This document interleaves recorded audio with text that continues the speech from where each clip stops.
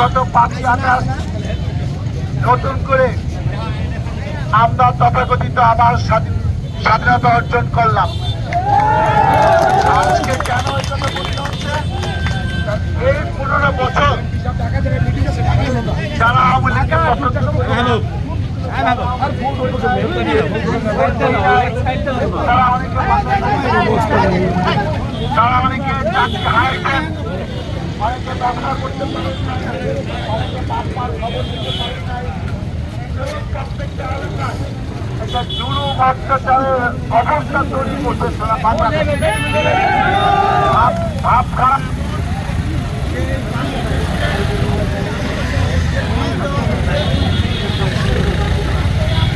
মাইকে কামড়া মাইক পাল্লা দূরেতে সব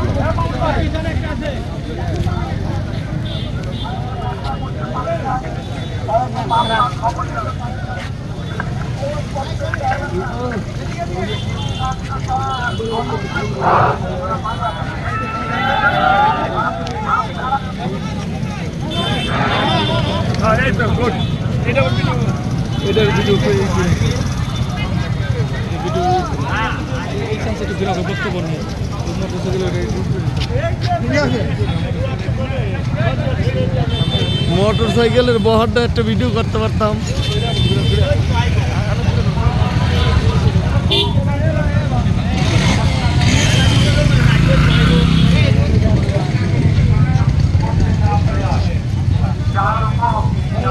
সামনে সামনে হেন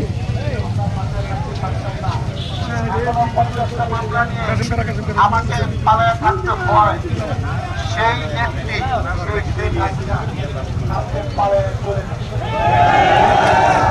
আমার একটু নিয়ে সে নির্বাচন নামে কৌশল করছে, মানুষ ভোট দেয় না,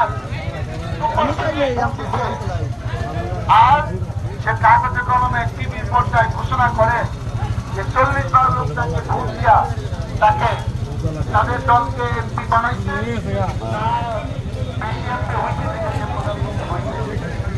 এইভাবে বারবার করতে করতে আজকে 15 বছরে যে আন্দোলন সংগ্রাম করে আমরা সেই মাধ্যমে তার থেকে ক্ষমতা আমরা নিতে পারি নাই।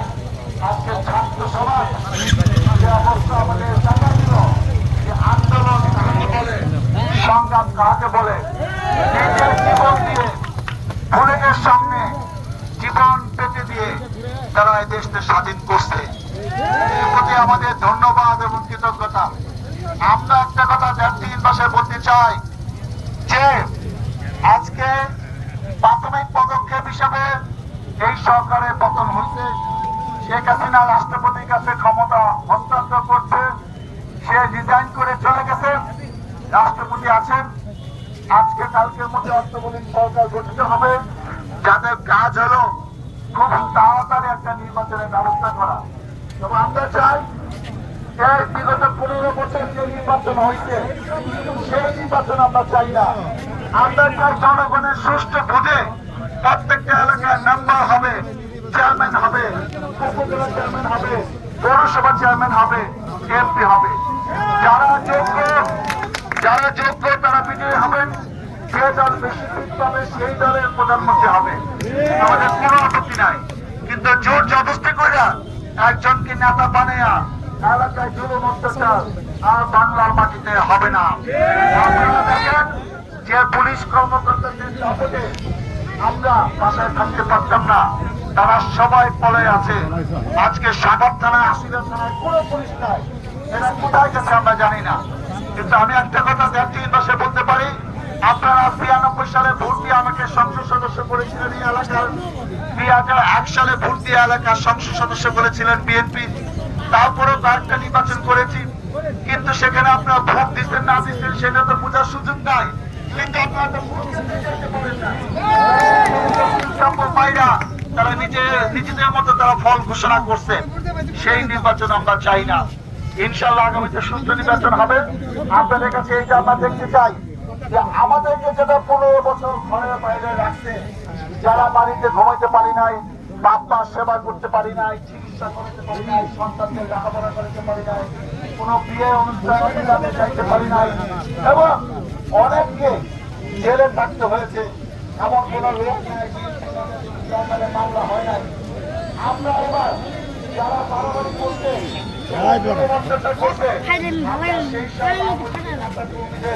দেখতে চাই বিচারের আওতায় এনে যারা বাড়াবাড়ি করছে, যারা এলাকায় চাষের রাজত্ব খারাপ করছে, চাঁদাবাজি করছে, তাদের কোনো ছাড় দেওয়া হবে না, তাদের বিচার এই মাসিতে হইতেই হবে। আমি শুধু এটা বলি,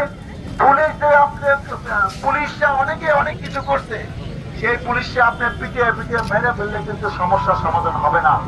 এই বাংলাদেশে 2.5 লক্ষ পুলিশ, আপনি কয়জনকে মানবেন? সবাই তো পলাইছে। কিন্তু আমরা দেখতে চাই যারা অন্যায় করছে, যারা বাড়াবাড়ি করছে, তাদের যেন বিচার হয়, তারা 5 বছর 1.5 বছর জেলে থাকুক। আমরা দেখেছিলাম পুলিশের জন্য ওসি, এসপি, এসআই জেলে 3 বছর 5 বছর থেকে বুঝো জেলের মজাটা কি। তারা রিমান্ডের জন্য বুঝো যে রিমান্ড কাকে বলে এবং কত প্রকার। এইগুলো শিক্ষা না হইলে অনেকে তো পড়া গেলে তো তাকে আর খুঁজে পাবেন না, অনেকে মারা গেলে তো তার 5 বছর হয়ে গেলে সে মরে গেছে, তার আবার শাস্তি কি, সেটা দরকার নাই। আপনারা আইন নিজের হাতে তুলে নিয়েন না। কোন ব্যবসা প্রতিষ্ঠানে, কোন সরকারি প্রতিষ্ঠানে, ইউনিয়ন পরিষদে, উপজেলা চত্বরে কোথাও হামলা করা দরকার নাই। গার্মেন্টস শ্রমিক ভাইদের আমি একটা কথা বলতে চাই, আপনারা মাথায় রাখেন, আপনি হয়তো একটা গার্মেন্টসে চাকরি করেন, সেই গার্মেন্টস এখন বন্ধ, সেই গার্মেন্টস খোলার ব্যবস্থা করেন। সেই গার্মেন্টস যদি আপনি জ্বালায়া দেন, পোড়াইয়া দেন, ক্ষতিগ্রস্ত করেন, মালিকের হয়তো 5-7টা গার্মেন্টস আছে, এই গার্মেন্টসে করবে না, মালিকের হাজার হাজার কোটি টাকা আছে এবং এগুলা বেশিরভাগ টাকায় কিন্তু দেশের বাইরে, সে আর দেশে আসবে না। তাহলে এরকম গার্মেন্টস, একটা গার্মেন্টস বন্ধ হইলে মালিকের কিচ্ছু আসে যায় না, কিন্তু আপনি কি বেতনটা পাইবেন? আপনি গার্মেন্টস খুললে কিংবা গার্মেন্টস করার ব্যবস্থা করেন, সেখানে কি আপনার অধিকার আদায় করেন যে আমার বেতন দিতে হবে। এরকম কোথাও আন্দোলন হয় না, সেটা আমরাও দেখবো যে কোন গার্মেন্টসের মালিক তাদের বেতন দেয় না। অতএব এই গার্মেন্টস পুরে কিন্তু আপনার সমস্যার সমাধান হবে না। আর বিনীত ভাবে বলি, হিন্দু কিন্তু একটা প্রচুর হিন্দু, এই শিমুলিয়াতে প্রচুর হিন্দু থাকে।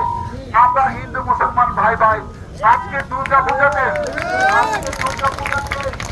আমরা যে আসি, যত হিন্দু ভাই বোনেরা থাকে তাতে 10 গুণ বেশি আমরা সেই পূজা মণ্ডপ দেখতে আসি।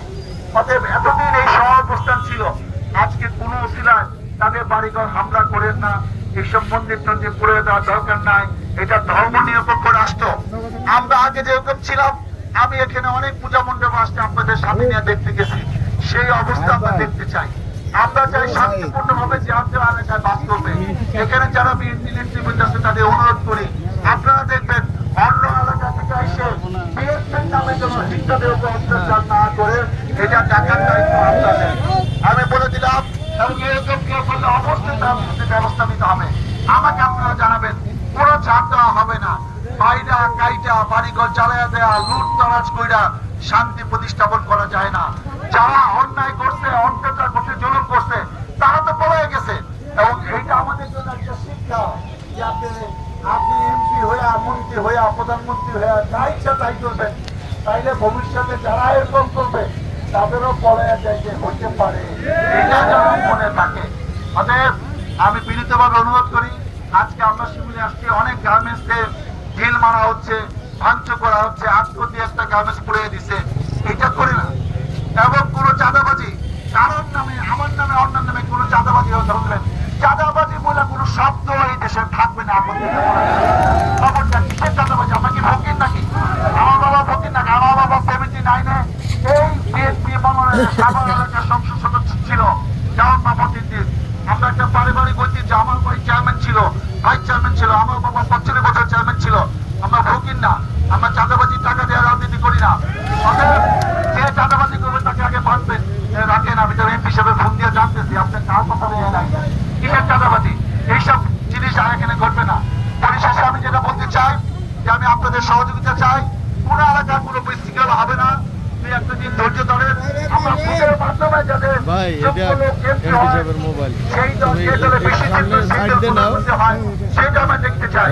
কিন্তু আপনারা যদি এইসব বিশৃঙ্খলা, গার্মেন্টস পুড়ে দেওয়া, থানা পুড়ে দেওয়া, পুলিশ হত্যা করেন, তাহলে দেশে কিন্তু মার্শাল ল হয়ে যাবে। সেই মার্শাল ল কবে যাবে সেটা কিন্তু আপনি জানেন না। তখন আবার আর্মিদের আরেক বাদপুরি শুরু হয়ে যাবে, তখন কিন্তু আর আমাদের কোনো খবর থাকবে না। যে যাতে দেশটা সুন্দরভাবে পরিচালনা হয়, বিএনপি 15 বছর কষ্ট করছে। যদি আপনারা ভোটের দিন যাব ক্ষমতায় আসবেন, বিএনপিকে যদি দেশ শাসন করার সুযোগ দেন, আবার বিএনপি ক্ষমতায় থাকবে, খালেদা জিয়া প্রধানমন্ত্রী হবে। অতএব আপনারা ধৈর্য ধরেন, এলাকায় কোনো বিশৃঙ্খলা হবে না। আমি শিবিরের বিএনপি নেতৃবৃন্দকে অনুরোধ করি, যার যার এলাকায় শান্তিপূর্ণভাবে অবস্থান করে যাতে আমরা সুন্দর দেশ, সুন্দর শিমুলিয়া থাকতে পারি সবাই একসাথে, হিন্দু মুসলমান সহ।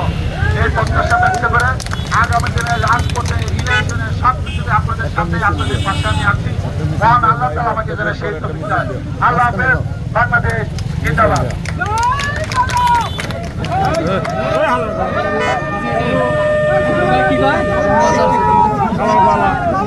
খেতান